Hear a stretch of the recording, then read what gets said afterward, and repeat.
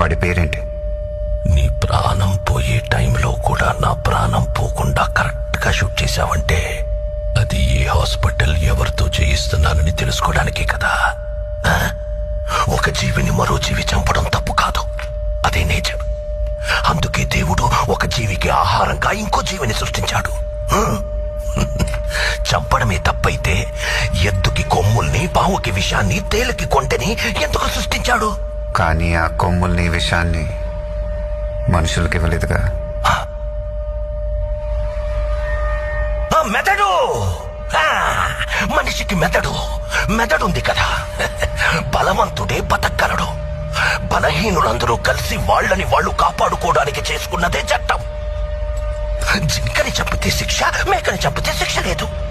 ఏ జింకలు తక్కువగా ఉన్నాయి, మేకలు ఎక్కువగా ఉన్నాయి. ఎక్కువగా ఉండడం మేకల తప్ప? ఈ భూమి మీద మేకల కంటే ఎక్కువగా మనుషులున్నారు. వాళ్ళని చంపితే తప్పేంటే?